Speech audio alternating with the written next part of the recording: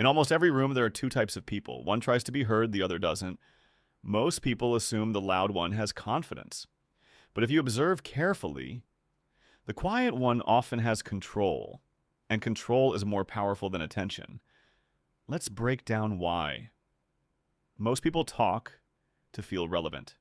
They share opinions quickly, they interrupt, they react instantly. But every time you speak impulsively, you reveal something. Your emotional triggers, your insecurities, your biases, your need for validation. You may not notice it, but other people do. Now, compare that to someone who listens more than they speak. They are collecting data. They're watching who gets defensive, who seeks approval, who changes their stance under pressure, who dominates weak personalities.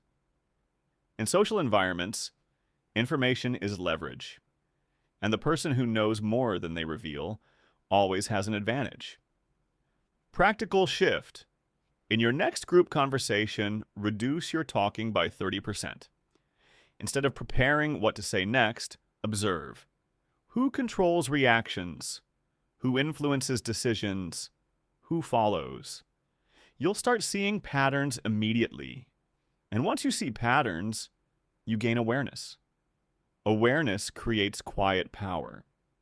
The second reason quiet people often win is emotional stability. Most loud behavior is reactive.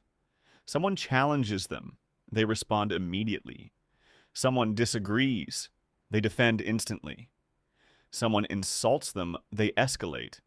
That's emotional leakage. When you react quickly, you surrender control. The quiet person pauses. They assess the tone. They assess the environment. They assess the intention. That pause changes the power dynamic. In arguments, the calmer person appears stronger. In tense moments, the steady voice commands more respect. Control over your reaction signals internal strength. Practical shift. Next time someone provokes you, pause for 3 seconds. Lower your tone slightly.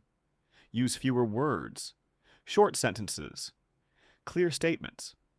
You'll notice something surprising. The room shifts. People instinctively gravitate toward emotional stability. Calmness feels safe. And people follow what feels stable. When someone speaks constantly, their words lose weight. If everything is important, nothing is important. The loudest person in the room may dominate attention, but they dilute their impact. The quiet person speaks selectively.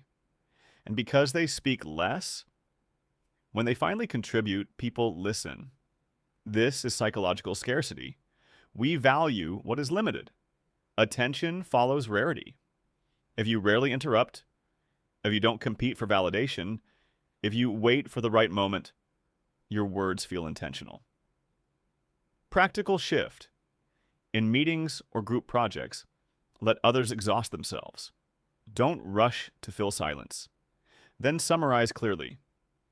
Here's the main issue. Here's the simplest solution. Here's what actually matters. Concise clarity after chaos creates authority. Being quiet does not mean being invisible. It means being selective. Some people misunderstand silence as weakness, but silence paired with awareness becomes strategy. The goal isn't to disappear. The goal is to observe, calculate, and act with precision. You don't need to dominate every conversation. You need to influence outcomes. That requires patience, control, timing, not volume. The loudest person in the room controls attention, but the quietest person often controls the direction. Because power isn't about being heard constantly. It's about speaking when it matters. Observe more. React less. Speak with intention, and you'll notice something. The room doesn't get louder around you. It gets quieter. And that's when influence begins.